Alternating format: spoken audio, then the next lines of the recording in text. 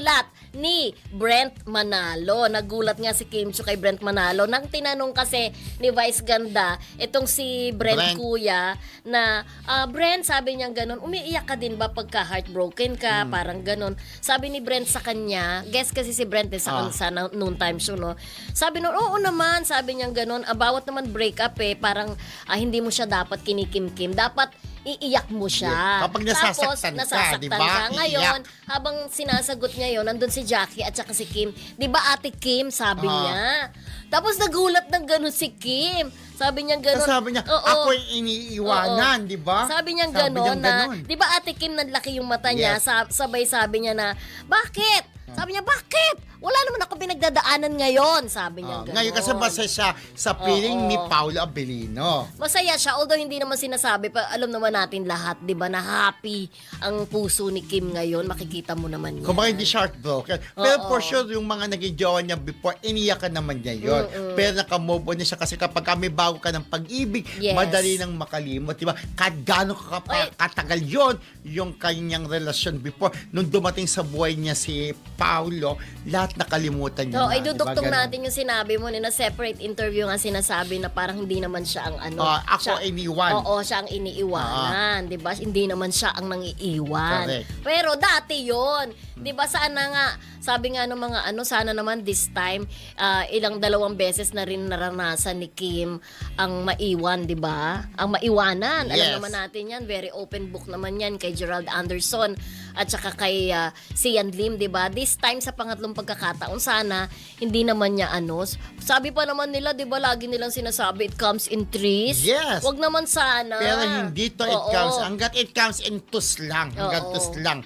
'Di ba? Yun twos, it comes to marrying na. Kasi talaga, kasalan na may bahayan. Hinihiling na talaga ng kanyang mga fanay na sana magpakasal na talaga kasi she's not getting any younger anymore, as well as Paolo Abilino, 'di ba? Gusto na siyang magpakasal nila Ate Carmen Dolalas, Marcelita ng UK at saka si Emily Gomez ng Kim Pao Team Abroad Official. Ganon din si Ate Lina Moreno, 'di ba? Yes, si Ate Evelyn Chu, Ate Tess Insyong, Mami Amores, Ate Georgie Del Carmen, Marina Corazon Tapit Roque, si Annalyn Anape Muelo, Annalyn Hiccup, ayan, si Ate Evelyn Chu, at of course, Rose Ancheta, nabuhay siya. Hi, sweet Rose Ancheta. Yan, nagchat-chat sa atin, lagi na ulit daw siyang manonood kasi busy si sweet Rose Ancheta at baka pumunta dito sa studio natin, sweet Rose. Wengay Agustin, hello po. Maraming fans ng Kim Pao ang talagang invested sa tambalan ni Kim Chiu at Paolo Abilino,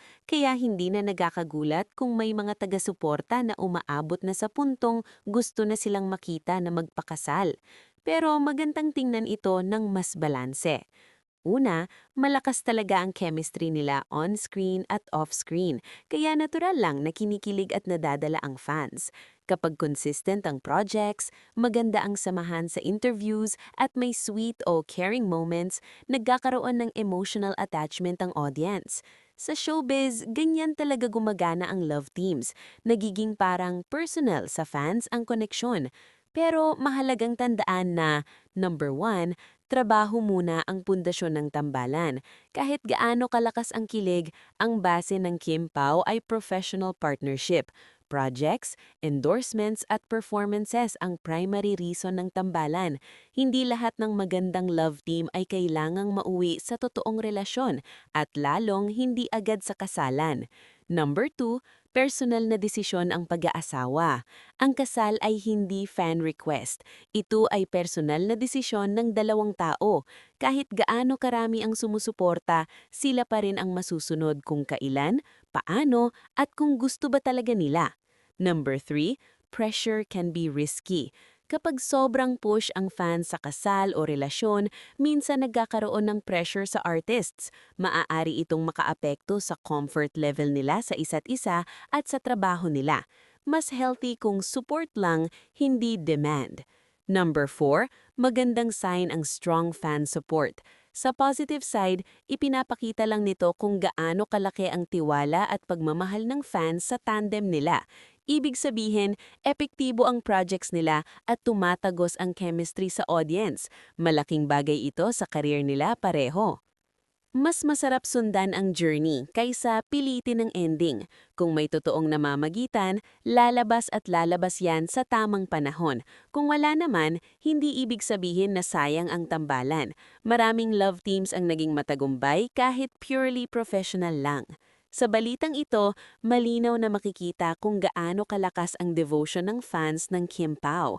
Ang reaksyon ng mga supporters na gustong magpakasal sina Kim Chiu at Paolo Avellino ay nagpapakita ng sobrang kilig at emotional attachment nila sa tambalan.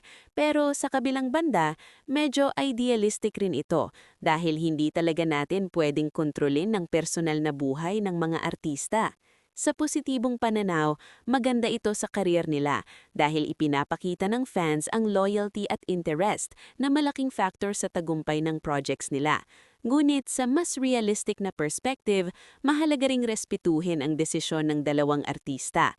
Ang kasal ay personal at hindi base sa fan expectation.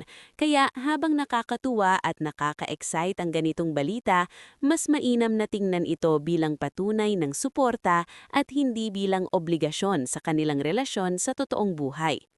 Talaga namang nakakatuwang makita kung gaano kalakas ang devotion ng Kim Pao fans.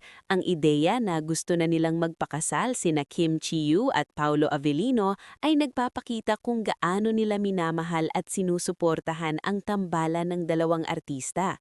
Hindi biro ang level ng kilig na nararamdaman ng fans. Bawat proyekto, interview o kahit simpleng litrato o video ng dalawa ay nagiging dahilan para lalong dumami ang excitement at pagmamahal sa tambalan. Para sa maraming fans, parang hindi lang sila nanunood ng shows o pelikula. Naging bahagi na ng araw-araw nilang kilig at saya ang Kim Pao tandem. Pero sa kabilang banda, medyo idealistic rin ang ganitong hangarin. Ang kasal ay personal at seryosong desisyon na hindi nakasalalay sa opinyon o gusto ng fans. Kahit gaano kalakas ang fan support, dapat pa ring respetuhin ang boundaries at personal life ni na Kim at Paolo. Ang sobrang pressure o expectation mula sa fans ay pwede ring maging stressful para sa dalawang artista at minsan ay nakakaapekto sa comfort level nila sa isa't isa at sa trabaho nila. Mas healthy kung support lang, hindi demand. Sa positibong perspektibo, ipinapakita lang ng ganitong balita kung gaano kalaki ang impact ng tambalan nila sa audience. Malinaw na successful ang Kim Pao tandem hindi lang dahil sa kanilang talento, kundi sa chemistry at professionalism nila. Ang suporta ng fans ay malaking factor sa patuloy nilang tagumpay sa showbiz. Sa huli, mas mainam na tingnan ang ganitong hype bilang tanda ng pagmamahal at kilig at hindi bilang pressure o expectation sa totoong buhay. Ang importante ay nag-i-enjoy ang fans sa journey at projects nila at kung may lalabas na totoong personal connection sa hinaharap, iyon ay darating sa tamang panahon. Ang tambaran nila, Kim Pao, ay patuloy na nagbibigay inspirasyon at kilig sa marami at yun na ang pinakamahalaga. Number 1. Fan culture at influence. Makikita rito kung gaano kalakas ang impluensya ng fans sa showbiz. Hindi lang sila nanunood, sila rin ang nagiging pulse ng tambalan. Kapag masigasig ang fans, mas malaki ang visibility ng projects ni na Kim at Paolo at mas mataas ang demand sa endorsements, shows at collaborations. Number 2. Kim Pao chemistry. Ang hype sa kasal ay dahil sa solid at consistent na chemistry ng dalawa. Hindi basta-basta ito nangyayari. Kailangan may compatibility, mutual respect, at professionalism. Ito rin ang dahilan kung bakit patuloy na umaabot sa puso ng fans ang tambalan nila. Number 3. Importance of balance. Mahalaga ring maintindihan na habang nakakatuwa at nakakakilig ang ganitong pangarap ng fans, dapat may tamang hangganan. Ang private life ng mga artista ay dapat respetuhin at hindi dapat maging pressure o expectation ang fan desires sa totoong buhay. Number 4. Long-term relevance. Ganitong level ng fan devotion ay nagpapakita na kahit ilang taon na ang tambalan nila, may staying power pa rin ang Kim Pao. Sa mundo ng showbiz, napakahalaga ng loyalty at consistency at malinaw na mayroon silang solid na fanbase na nagmamahal sa kanila. Number 5, possibility for future projects. Dahil sa ganitong hype, malaking advantage para sa network at producers na gamitin ang Kim Pao tandem sa mga projects. Mas madali silang mag-market ng shows, movies o endorsements at mas mataas ang audience engagement. Sa madaling salita, ang hype sa kasal ni na Kim at Paulo ay hindi lang kilig. Simbolo ito ng tagumpay ng tambalan, loyalty ng fans at potensyal sa future projects. Kung may official confirmation ng relationship, immediate hype, agad na magpapakita ng support ang fans sa social media, trending hashtags at mga fan pages. Kilig overload, lalakas ang engagement sa interviews, behind the scenes at sa mga event appearances ng dalawa. Merchandise at fan projects, posibleng tumaas ang demand sa Kim Pao merchandise, fan art at virtual events. Network advantage, mas maraming networks at producers ang pwedeng mag-offer ng projects dahil proven ang fan loyalty. Number 2, kung mananatiling professional lang ang dalawa. Mixed reactions. May ilang fans na disappointed dahil gusto nilang ng romance pero marami pa rin ang supportive at kilig sa on-screen chemistry.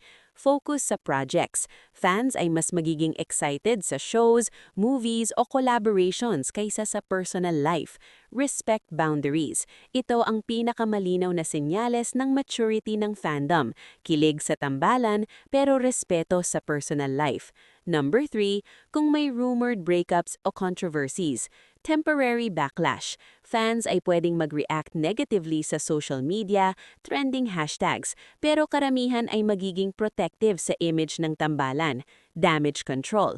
Ang tambalan at management ay kailangang mag-manage ng public perception habang pinapanatili ang professionalism at respeto sa fans.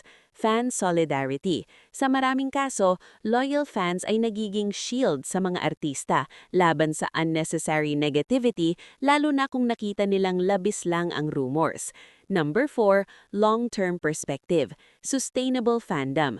Kung matutulungan ng Kim Pao duo ang fans na mas kiligin sa projects kaysa sa pressure sa personal life, mas tatagal ang fanbase. Potential milestones. Kapag dumating ang panahon na may totoong personal developments like relationship o engagement, ito ay magiging malaking celebration sa fandom, hindi stress.